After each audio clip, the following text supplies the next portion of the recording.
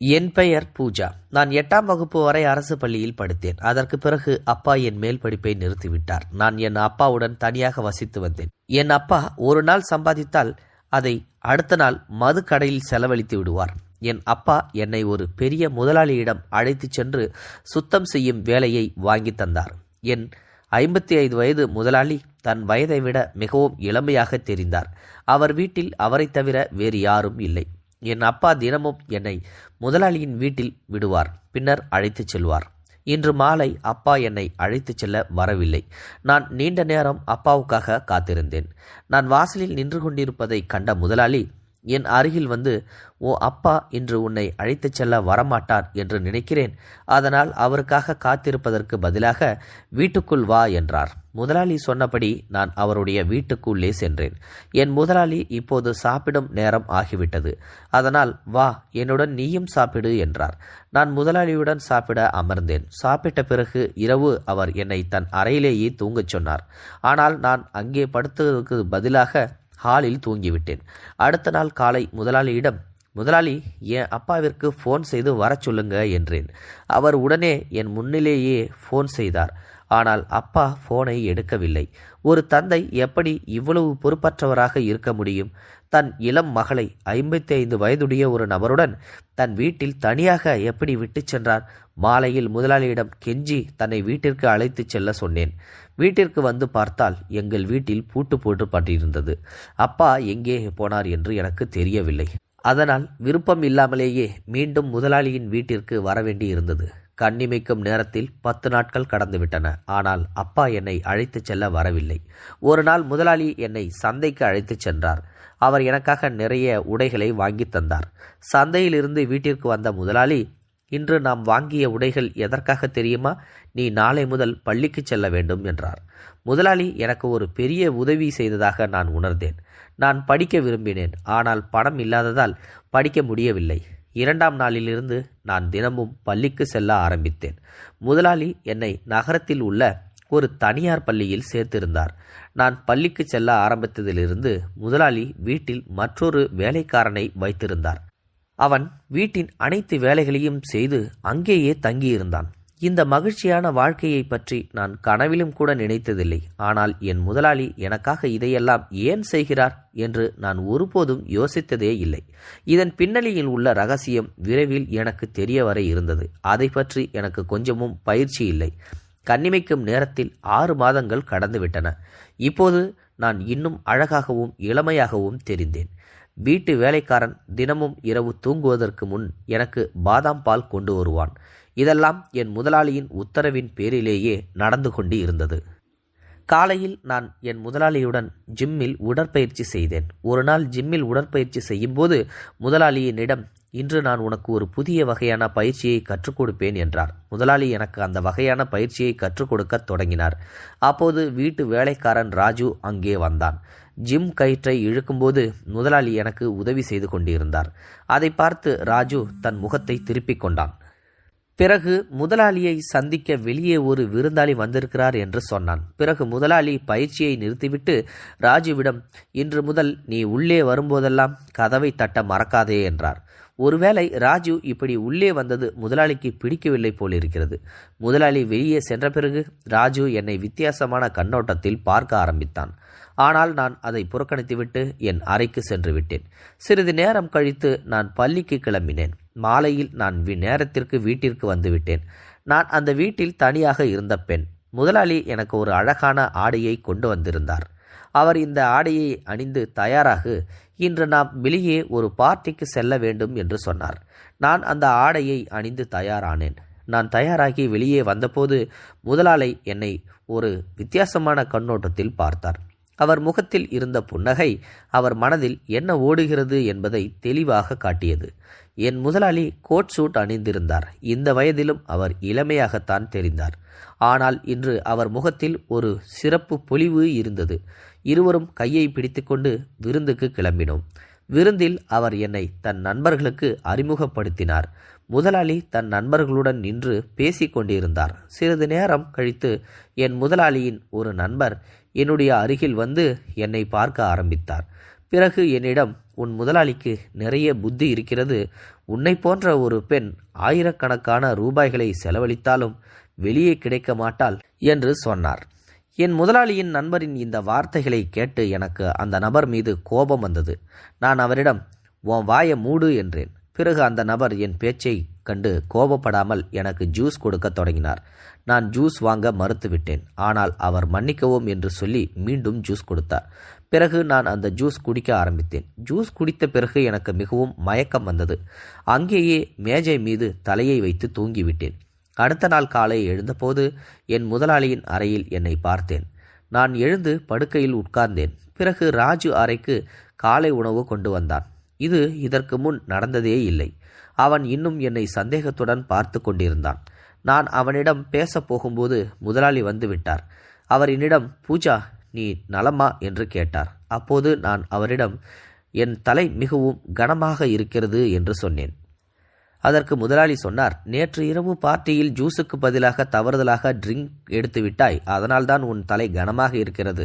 முதலாளி எனக்கு வலி மாத்திரை கொடுத்தார். நான் அன்று பள்ளிக்கு கூட போகவில்லை. அன்று நாள் முழுவதும் என் அறையில் தூங்கினேன். பிறகு இரவு தூங்க முடியவில்லை.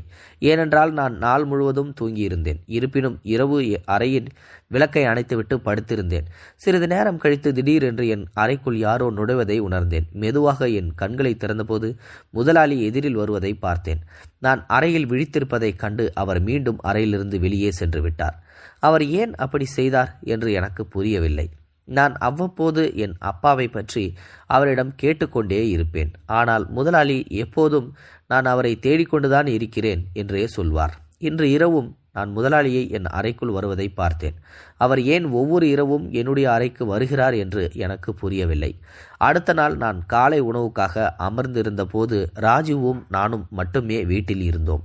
நான் மிகவும் சோர்வாக உணர்ந்தேன். என்னை பார்த்து ராஜு, பூஜா நீங்கள் மிகவும் சோர்வாக தெரிகிறீர்கள். இரவு முதலாளி உங்கள் அறைக்கு வந்திருந்தார், அதனால்தான் நீங்கள் சோர்வடைந்திருப்பீர்கள் என்றான். நான் அவனிடம் நீ என்ன சொல்ல வருகிறாய் என்றேன். நான் இவ்வளவு சொன்னதும் ராஜு, பூஜா என்னை மன்னியுங்கள், தவறுதலாக என் வாயிலிருந்து இந்த வார்த்தைகள் வந்துவிட்டன என்றான். ராஜு என்னிடம் ஏதோ சொல்ல விரும்புகிறான் என்று நான் நினைத்தேன். இன்று நான் என் அப்பாவுக்காக வாழ்த்து அட்டை செய்து கொண்டிருந்தேன். ஏனென்றால் இன்று என் அப்பாவின் பிறந்த நாள். அப்பாவின் நினைவாக நான் சரியாக சாப்பிடக்கூட இல்லை. அப்பாவின் நினைவாக எனக்கு மிகவும் அழுகை வந்தது. அப்போது முதலாளி என் அறைக்கு வந்தார். நான் அழுவதை பார்த்து என்னிடம் கேட்கத் தொடங்கினார். என்ன ஆயிற்று பூஜா, ஏன் அழுவுற? நான் முதலாளி, எனக்கு மிகவும் பிடிக்கும் அப்பாவின் நினைவாக இருக்கிறது என்றேன். இன்று அவருடைய பிறந்தநாள், நான் அவருக்காக ஒரு வாழ்த்து அட்டையும் செய்துள்ளேன் என்றேன். வாழ்த்து அட்டையை பார்த்து முதலாளி என்னிடம் மிக விரைவில் நான் உன்னை உன்னுடைய அப்பாவிடம் அழைத்து செல்வேன் என்று சொன்னார். பிறகு முதலாளி எதுவும் சொல்லாமல் என் அறையிலிருந்து வெளியே சென்று விட்டார். நான் இன்று இரவு முழுவதும் தூங்கவில்லை. அதனால் நான் எழுந்து சமையலறைக்கு சென்று கொஞ்சம் தண்ணீர் குடித்தேன். பிறகு சமையலறையை ஜன்னல் வழியாக வெளியே பார்த்தேன். அங்கே என் முதலாளி தனது உடலில் போர்வையை போர்த்தி கொண்டு ஒருவருக்கு ஒரு கட்டு பணத்தை எடுத்து கொடுத்து கொண்டிருந்தார். நான் ஜன்னலுக்கு அருகில் சென்று பார்த்தபோது பணம் வாங்கியவர் வேறு யாரும் இல்லை, என்னுடைய அப்பாதான். ஆனால் ஏன் இவ்வளவு பணம் வாங்கி கொண்டிருந்தார் எனக்கு புரியவில்லை. நான் என் அப்பாவை நினைத்து தினமும் அழுவதை முதலாளி அறிந்திருந்தார். அவர் என் தந்தையை என்னை சந்திக்க சொல்லிவிட்டு ஏன் அவருக்கு பணம் கொடுத்து கொண்டிருந்தார்? என் அப்பாவுக்கும் என் முதலாளிக்கும் இடையில் என்ன நடந்து கொண்டிருக்கிறது என்று எனக்கு எதுவுமே புரியவில்லை. நான் அப்பாவை அழைக்கலாம் என்று நினைத்தேன். அப்போது அப்பா அங்கிருந்து பணத்தை எடுத்துக்கொண்டு சென்று விட்டார். முதலாளி வீட்டிற்குள் வருவதற்கு முன்பு நான் விரைவாக படுத்துவிட்டேன். சிறிது நேரம் கழித்து முதலாளி வீட்டிற்குள் வந்துவிட்டார். பிறகு அவர் என் அறைக்கு வந்தார். அந்த நேரத்தில் நான் என் கண்களை இறுக்கமாக மூடிக்கொண்டேன். முதலாளி என் அறைக்கு வந்து சிறிது நேரம் எட்டி பார்த்துவிட்டு பிறகு அவர் அறையிலிருந்து வெளியேறியதும் நான் நடுங்க ஆரம்பித்தேன். கடந்த சில மாதங்களாக முதலாளி என்னுடன் என்ன செய்து கொண்டிருந்தார்? அவர் இனிமையாக பேசி ஏன் என்னை தன் வீட்டில் வைத்திருந்தார்? இப்போது எனக்கு முன்னால் பல கேள்விகள் எழுந்திருந்தன. காலையில் நான் எழுந்தபோது என் உடல் காய்ச்சலால் கொதித்தது. பிறகு முதலாளி டாக்டரை வீட்டிற்கு அழைத்து வந்து வீட்டிலேயே எனக்கு பரிசோதனை செய்தார். டாக்டர் எனக்கு சில மருந்துகளை கொடுத்துவிட்டு சென்றார். முதலாளி இன்று அலுவலகத்திற்கு செல்லவில்லை. அவர் நாள் முழுவதும் என்னை பார்த்து கொண்டிருந்தார். அவர் என்னிடம், நீ எப்படி இருக்க? நோய்வாய்ப்படலாம். எனக்காக நீ சீக்கிரம் நன்றாக ஆக வேண்டும் என்றார். முதலாளியின் இத்தகைய பேச்சை கேட்டு நான் மிகவும் ஆச்சரியமடைந்தேன். உண்மையில் அவர் என்ன சொல்ல வந்தார்? பிறகு 4 நாட்களுக்கு பிறகு என் உடல் நலம் தேறியது. நான் இரவில் அப்பாவும் முதலாளியும் சந்தித்ததை பார்த்தேன். நான் இதுவரை முதலாளியிடம் இதை பற்றி எதுவும் கேட்கவில்லை. ஏனென்றால் நான் அவர்களின் உண்மையை அறிய விரும்பினேன். கடந்த சில நாட்களாக என் இரவு தூக்கம் கெட்டுப்போனது. ஒவ்வொரு காலையிலும் நான் சோர்வாக உணர்ந்தேன். இன்று இரவு நான் தூங்கும்போது வழக்கம் போல இன்றும் நள்ளிரவில் என் அறையின் கதவு திறந்தே இருந்தது. அறையில் மங்கலான வெளிச்சம் எரிந்து கொண்டிருந்தது. மற்ற எல்லா இடங்களும் இருட்டாக இருந்தன. கதவு திறந்து மீண்டும் மூடிக்கொண்டது. சில நொடிகளில் யாரோ என் அருகில் படுத்திருப்பதை உணர்ந்தேன். அப்போது என் கண் திறந்து விரைவாக எழுந்து அறையின் விளக்கை எரியச் செய்தேன். பிறகு ராஜு என் படுக்கையில் படுத்திருப்பதை பார்த்தேன்.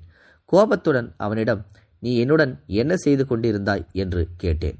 நான் இவ்வாறு கேட்டதும் ராஜு எழுந்து நின்றான். பிறகு நான் அவனிடம், உன் இந்த செயலை நான் முதலாளியிடம் சொல்வேன் என்றேன். நான் இவ்வளவு சொன்னதும் ராஜுவின் வாயிலிருந்து வெளிவந்தது, நீ ஒவ்வொரு இரவும் சந்தோஷமாக உன் முதலாளியுடன் இரவு கழிக்கிறாய். நீ ஒரு இரவு என்னுடன் கழித்தால் என்ன ஆகிவிடும்? அவன் இவ்வளவு சொன்னதும் நான் அவனிடம், நீ என்ன பேசுகிறாய் என்றேன். பிறகு அவன் பேசத் தொடங்கினான்.